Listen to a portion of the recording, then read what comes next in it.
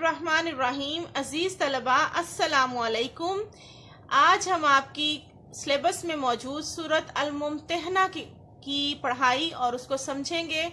मुम्तहना अरबी ज़ुबान का लफ्ज़ है, इसका मानी है इम्तिहान लेने वाली, जांचने वाली। इस सूरा मुबारका में कुल 13 आयात हैं और 2 रुकू हैं।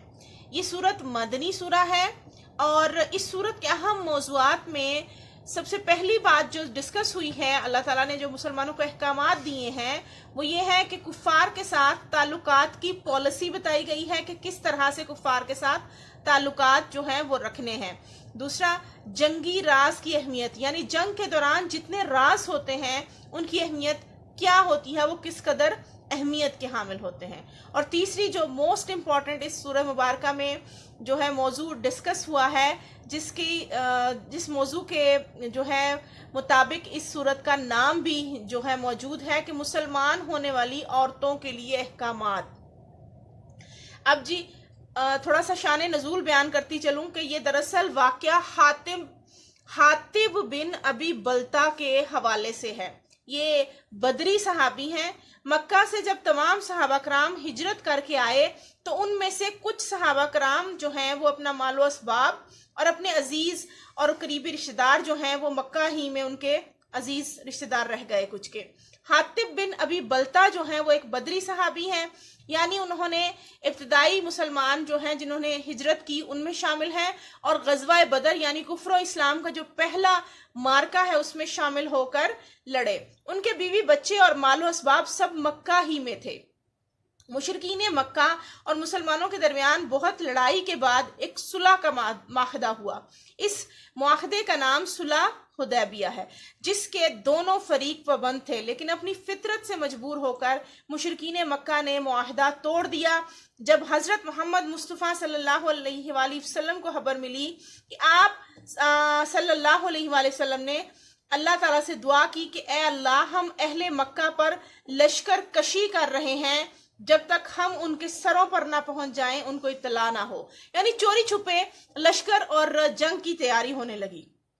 उधर हातिब बिन अबी बल्ता ने क्या किया, एक खत लिखकर एक नाचने गाने वाली औरत जो उन दिनों में मदीना पाक में आई थी उसके हाथ लिखकर कुफारे मक्का को जो है उनको खबरदार किया कि मुसलमान तुम्हारे ऊपर चढ़ाई के लिए लश्कर तैयार कर रहे हैं। इससे उनका मकसद ये नहीं था कि अहले मक्का जो है उनकी मदद हो जाए, बल्कि वो ये चाहते थे कि उन अहले मक्का पर मेरा एहसान रहे और वो मेरे बीवी बच्चों और मालो असबाब की हिफाजत करें और उनके लिए लूट मार ना मचाएं। लेकिन नबी पाक सल्लल्लाहु अलैहि वसल्लम ने चूंकि अल्लाह ताला से दुआ कर रखी थी कि ए अल्लाह, इस लश्कर के तमाम काम जो हैं, इस लश्कर की जो तैयारी है वो काफिरों से पोशीदा रहे, तो अल्लाह ताला ने वही के जरिए वो जो खत हातिब बिन अबी बल्ता ने अहले मक्का को पहुंचाने का इरादा किया था, उसकी बाबत अल्लाह ताला ने पहले ही अपने हबीब को मुतला कर दिया। गर्ज और हुजूर पाक सल्लल्लाहु अलैहि वसल्लम ने फौरन जो है वो हातिब बिन अबी बल्ता को बुलाया, तो पूछने पर तमाम मामला जो है वाज़े हुआ। आप सल्लल्लाहु अलैहि वसल्लम ने ऐलान फरमा दिया कि हातिब बेकसूर है। इस पर सूरत मुम्तहना की ये इब्तिदाई आयात जो है वो नाजिल हुई। ये था जी सूरत का शान नज़ूल। अब हम पढ़ते हैं रुकू नंबर 1, आयत नंबर 1 तक 6 इस रुकू में शामिल है। इब्तिदाई तौर पर हम इस रुकू की 1 तक 3 आयात पढ़ेंगे। सबसे पहले शुरू करते हैं बिस्मिल्लाहिर्रहमानिर्रहीम। या अय्युहल्लज़ीना आमनू, ए ईमान वालो, ला ना तत्ताहिजू, तुम बनाओ, अदुव्वी मेरे दुश्मनों को, व अदुव्वकुम और अपने दुश्मनों को, औलिया दोस्त, तुलकूना तुम पैगाम भेजते हो यानी तुम डालते हो। तुलकूना का लफ्जी मतलब होता है डालते हो और पैगाम भेजते हो। इलैहिम उनको, बिल मवद्दती दोस्ती के, وقد اور بے شک کفروا انہوں نے کفر کیا بما اس کے ساتھ جو جاءکم تمہارے پاس آیا من الدین دین حق سے۔ اللہ سبحانہ تعالیٰ آیت کے پہلے حصے میں فرماتا ہے کہ مومنو میرے اور اپنے دشمنوں کو دوست نہ بناؤ، تم ان کی طرف دوستی کا پیغام بھیجتے ہو، یعنی حاطب بن ابی بلتہ کو فرمایا جا رہا ہے، اور خاص طور پر مومنوں کو بھی، اور وہ دین حق سے جو تمہارے پاس آیا ہے اس کے منکر ہیں دراصل۔ تو اگر وہ تمہارے دشمن ہیں اور تم نے اللہ کی خاطر اپنا وطن چھوڑا ہے تو اب تم ان کے دشمن ہو گئے، اب تمہارے ان سے دوستی نہیں ہو سکتی، وہ تمہارے ہر صورت میں دشمن ہی رہیں گے۔ تم دین حق جو تمہارے پاس آیا ہے وہ اس کے منکر ہیں، وہ کافر ہیں، وہ تمہارے دوست کسی صورت میں نہیں ہو سکتے۔ یخرجون نکالتے ہیں الرسول رسول پاک صلی اللہ علیہ وآلہ وسلم یعنی اللہ کے پیغمبر کو، وَإِيَّاكُمْ اور تم کو بھی، ان کے تؤمنو تم ایمان لے آئے ہو باللہ اللہ پر، ربکم اپنے رب پر، ان کنتم اگر ہو تم، خرجتم تم نکلے ہو، جہادن جہاد کے لیے، فی سبیلی میری راہ میں، وابتغاء اور چاہتے ہو، طلب کرتے ہو، جہاد میں جو نکلے ہو، تم نے ہجرت کی، جہاد کیا میرے نام پر، اور تم ان دونوں چیزوں کے بدلے کیا چاہتے ہو مجھ سے، میری راہ پر چل کر، مرداتی میری رضا، تو سرونا تم پوشیدہ رکھتے ہو، الیہم ان کی طرف، بالمودتی ساتھ دوستی کے پیغام کے، یعنی تم نے جو دوستی کا پیغام پہنچایا ہے ان کی طرف تم وہ پوشیدہ بھی رکھ رہے ہو، تمہارے دشمن ہیں، وَأَنَا اور میں، اعلمو جانتا ہوں، بما اس کو جو اخفیتم تم چھپاتے ہو۔ اللہ فرماتا ہے جو تم چوری چھپے پیغام بھیج رہے ہو میں اس کو سارے رازوں کو جانتا ہوں، تم چاہے جتنا مرضی چھپا کر بھیجو میں اس تمام سے باخبر ہوں۔ وما اور جو کچھ اعلنتم تم ظاہر کرتے ہو۔ اللہ سبحانہ و تعالی اس آیت مبارکہ کے حصے میں فرماتا ہے کہ وہ وہی دشمن تمہارے لوگ ہیں جنہوں نے تمہارے پیغمبر کو اور تمہیں اللہ پر ایمان لانے کے باعث جلا وطن کر دیا۔ جلا وطن کا مطلب ہوتا ہے وطن سے نکال دینا، کہ تم اپنے پروردگار اللہ تعالیٰ پر ایمان لائے، اور تمہیں وطن سے نکالنے کی وجہ کیا تھی کہ تم نے ایک خدا کی وحدانیت پر یقین رکھا، اور تم اس کے پیغام پر تم نے آمین کہا اور اس پر ایمان لے آئے۔ اللہ فرماتا ہے اگر تم میری راہ میں جہاد کرنے کے لیے اور میری خوشنودی حاصل کرنے کے لیے نکلے ہو اپنے گھروں سے، تم نے اپنا وطن چھوڑا ہے، تو تم ان کی طرف پوشیدہ دوستی کا پیغام بھی بھیجتے ہو، یعنی تم نے ایک طرف تو دشمنی مول لے لی میرے لیے، اور دوسری طرف ان کی طرف پوشیدہ پیغام بھیج رہے ہو دوستی کے، چاہے تم جو کچھ تم مخفی طور پر یعنی چوری چھپے اور جو کچھ علل اعلان کرتے ہو وہ سب اللہ کو معلوم ہے، یعنی اللہ فرماتا ہے مجھے معلوم ہے۔ ومن اور جو یفعلہ کرے وہ، منکم تم میں سے، فقد تو بے شک، ضل گمراہ ہوا، سواء السبیل سیدھی راہ سے۔ اللہ فرماتا ہے جو کوئی بھی تم میں سے ایسا کرے گا کہ دشمنوں کو پیغام پہنچائے گا، جنگی راز جو ہے ان پر عیاں کرے گا، چاہے اس کے پیچھے مقصد کیسا بھی ہو، وہ جو کوئی بھی ایسا کرے گا وہ سیدھے راستے سے بھٹک گیا۔ اس آیت کا شان نزول یہ ہے کہ مشرکین مکہ کی جو ہے صلح حدیبیہ کی خلاف ورزی کے باعث حدیبیہ کا معاہدہ ختم ہو گیا، چنانچہ رسول پاک صلی اللہ علیہ وآلہ وسلم نے مسلمانوں کو خفیہ طور پر لڑائی کے لیے تیاری کا حکم دے دیا۔ اب یہ لڑائی کون سی تھی؟ یہ فتح مکہ کی تھی۔ 8 ہجری کا یہ واقعہ ہے۔ آپ کے ایم سی کیوز میں اگر سوال آئے کہ سورۃ ممتحنہ کب نازل ہوئی تو وہ 8 ہجری ہے، یعنی فتح مکہ کی تیاری ہو رہی تھی۔ حضرت حاطب بن ابی بلتہ ایک مہاجر بدری صحابی تھے، ان کے بیوی بچے مکے ہی میں تھے، یعنی یہ پہلے بھی آپ سے جو ہے وہ ڈسکس ہو چکا ہے۔ انہوں نے سوچا کہ قریش مکہ کو آپ صلی اللہ علیہ وآلہ وسلم کے حملے کے ارادے کی اگر میں اطلاع دے دوں گا تو ہو سکتا ہے میرے اس احسان کے بدلے وہ میرے بیوی بچوں اور میری املاک کو نقصان نہ پہنچائے۔ انہوں نے ایک عورت گانے بجانے والی جو مکہ سے مدینہ آئی تھی، اس کے ذریعے یہ پیغام تحریری طور پر یعنی ایک خط لکھ کر اہل مکہ کی طرف روانہ کیا۔ اس خط کی اطلاع اللہ نے اپنے حبیب صلی اللہ علیہ وآلہ وسلم کو دے دی، اور حضور صلی اللہ علیہ وآلہ وسلم نے حضرت حاتب سے پوچھا کہ تم نے ایسا کیوں کیا؟ انہوں نے صفائی پیش کرتے ہوئے کہا کہ میں نے یہ کام کسی کفر اور کسی فساد کی بنا پر نہیں کیا، بلکہ اس کی وجہ صرف یہ ہے کہ دیگر جو مہاجرین ہیں ان کے کوئی نہ کوئی رشتہ دار یا جاننے والے مکے میں موجود ہیں، جبکہ میرے بال بچوں کی حفاظت کے لیے مکہ میں کوئی بھی نہیں، ان کا کوئی والی وارث وہاں اور میرا قریبی رشتہ دار موجود نہیں۔ تو میں نے سوچا کہ اہل مکہ میرے اس احسان کو مانتے ہوئے میرے گھر والوں کو کوئی نقصان نہیں پہنچائیں گے۔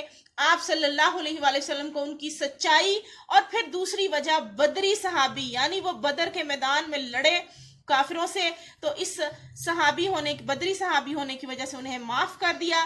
اس پر اللہ تعالیٰ نے باقی مومنین کو تنبیہ کے طور پر یہ آیت نازل فرمائی کہ تاکہ آئندہ کوئی مومن کسی کافر کے ساتھ ایسا تعلق نہ رکھے، اور نہ ہی ان کے ساتھ انہیں اپنا دوست سمجھے، کیونکہ وہ لوگ ہیں، کافر ہیں، وہ لوگ ہیں جنہوں نے انہیں ان کے گھروں سے یعنی ان کے وطن سے نکالا، اور صرف اس وجہ سے نکالا کہ وہ ایک اللہ پر ایمان لے آئے۔ اس لیے اللہ نے فرمایا چونکہ وہ تم نے ان کی دشمنی میرے نام پر، میرے دین کو قبول کرنے کے نام پر قبول کی ہے، تو اب وہ تمہارے کسی صورت دوست نہیں ہو سکتے۔ ان اگر یسکفوکم، وہ پالے تم کو، یعنی وہ قدرت پالے، کون؟ کافر، یعنی وہ کافر جو ہیں وہ تم پر قدرت پالیں، یعنی تم پر حاوی ہو جائیں، یکونو ہو جائیں، لکم تمہارے لیے، اعداء دشمن، ویبسطو اور وہ کھولے، الیکم تمہاری طرف، ایدیہم اپنے ہاتھ، وَأَلْسِنَتَہم اور اپنی زبانیں، بِالسُّوءِ برائی کے ساتھ، وَوَدُّو اور وہ چاہتے ہیں، وَوَدُّو ودا سے ہے یعنی وہ چاہتے ہیں، خواہش کرتے ہیں، لو کاش کسی طرح، تکفرون تم کافر ہو جاؤ۔ اللہ سبحانہ و تعالیٰ فرماتا ہے اس آیت مبارکہ میں کہ اگر یہ کافر تم پر قدرت پالیں، یعنی تم پر حاوی ہو جائیں، تو تمہارے دشمن ہو جائیں گے۔ یعنی پہلے تو تم انہیں دوست سمجھ رہے ہو، ان کی طرف دوستی کا پیغام پہنچا رہے ہو، تو اللہ فرماتا ہے اگر یہ تم پر قدرت پالیں، تم پر کسی طرح حاوی ہو جائیں، تو یہ تمہارے دشمن ہی رہیں گے، اور ایذا دیں گے، یعنی تمہیں تکلیف دیں گے، نہ صرف اپنے ہاتھوں کو چلائیں گے اور تمہیں تکلیف دیں گے، اور اپنی زبانیں بھی جو ہیں وہ تمہارے خلاف استعمال کریں گے، اور چاہتے ہیں کافر کہ تم کسی طرح دوبارہ کافر ہو جاؤ۔ اللہ سبحانہ و تعالیٰ فرماتا ہے اس آیت مبارکہ میں کہ اے ایمان والو، تم ان کفار سے دوستانہ تعلقات کے ہاں ہو، یعنی دوستانہ تعلقات قائم کرنا چاہتے ہو، جبکہ ان کا ارادہ کیا ہے کہ یہ تمہارے ساتھ معاملہ یہ ہے کہ تمہارے خلاف ان کے دلوں میں اس حد تک بغض ہے کہ ان کا بس چلے تو وہ تمہیں دوبارہ کفر کا راستہ اختیار کرنے پر مجبور کر دیں۔ کیا ایسی صورتحال میں بھی تو کیا تمہیں یہ زیب دیتا ہے کہ تم ان کفار سے دوستی اور محبت کے تعلقات استوار کرو؟ جب ان کفار نے اللہ تعالیٰ کے نبی صلی اللہ علیہ وآلہ وسلم اور نازل کردہ دین کا انکار کر دیا تو تمہارے لیے یہ ہرگز مناسب نہیں۔ اللہ فرماتا ہے تمہیں یہ جائز ہی نہیں کہ تم ان سے محبت، کوئی اپنی رشتہ داری، کوئی اور ہمدردی کا رشتہ استوار کرو۔ یہ گمراہی کا راستہ ہے ان کا، اور وہ ان کے کفر و شرک کی انتہا ہے۔ تم یاد رکھو کہ اگر کسی دن انہوں نے تم پر قدرت پا لی تو وہ چونکہ دل میں بغض رکھتے ہیں، اس لیے وہ کسی طرح بھی تمہارے دوست نہیں ہو سکتے۔ وہ کافر ہیں، کافر اور مسلمان کی دوستی کسی صورت جائز نہیں۔ اگر وہ کبھی تم پر قدرت پا لیں گے تو اپنے ہاتھ اور زبان سے تمہیں ضرور تکلیف دیں گے، اور ہر صورت میں کوشش کریں گے کہ تم کسی طرح کافر دوبارہ بن جاؤ۔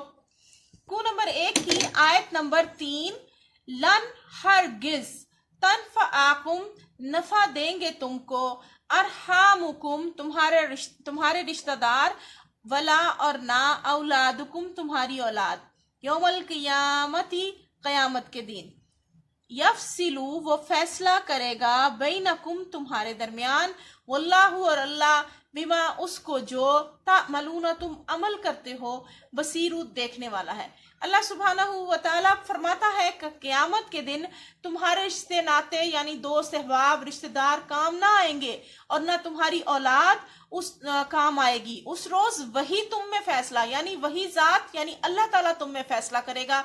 तुमने जो अमाल अच्छे किए होंगे उनका फैसला जो है वो वही करेगा और जो बुरे अमाल करेगा उसका ठिकाना जहन्नुम करेगा। और अल्लाह फरमाता है जो कुछ तुम अमल करते हो अल्लाह उसको देखता है, वो उससे खूब वाकिफ है। इस आयत मुबारका का हासिल ये है कि जिस औलाद को बचाने की खातिर तुम कुफार के साथ इजहार मोहब्बत कर बैठे हो, हजरत हातिब बिन अबी बल्ता को स्पेशली खिताब करके फरमाया जा रहा है कि जिस रिश्तेदारों के लिए, जिस औलाद के लिए, जिस बीवी के लिए तुमने इजहार मोहब्बत की है कुफार के साथ, ये औलाद तुम्हारे कुछ काम ना आएगी। तुम्हें तो सिर्फ अल्लाह ताला की रजा और खुशनुदी को सामने रखना चाहिए। तुम क्यों काफिरों से दोस्ती करके अल्लाह ताला को नाराज करते हो? कयामत वाले दिन जो चीज काम आएगी वो सिर्फ और सिर्फ अल्लाह की रजा और उसके हबीब सल्लल्लाहु अलैहि वसल्लम की अताअत काम आएगी, जिसका तुम्हें हर वक्त एहतमाम करना है। तुम इन कुफार से दोस्ती के ख्वाहिशमंद हो, हालांकि अल्लाह ताला तो उनको जहन्नुम में डालकर तुम्हारे और उनके दरमियान मुस्तकिल जुदाइयां डाल देगा। अगर तुम्हारा कोई रिश्तेदार काफिर है और उसने ईमान नहीं लाया तो तुम्हारा फिर आखिरत के दिन उसके साथ कैसे कोई रिश्ता जुड़ेगा? तुम्हारे दोस्त और रिश्तेदार तो मोमिनीन है, इसलिए तुम जो कुछ अमल करते हो चाहे वो मख्फी यानी छुपा कर करते हो या अलल ऐलान करते हो, अल्लाह ताला उन तमाम अमाल को देखने वाला है। वो क़यामत के दिन अच्छे अमाल का अच्छा बदला देगा और बुरे अमाल करने वालों को जहन्नुम में डाल देगा। ये था आज का लेसन, रुकू नंबर 1 की पहली 3 आयत और उसका शान नज़ूल।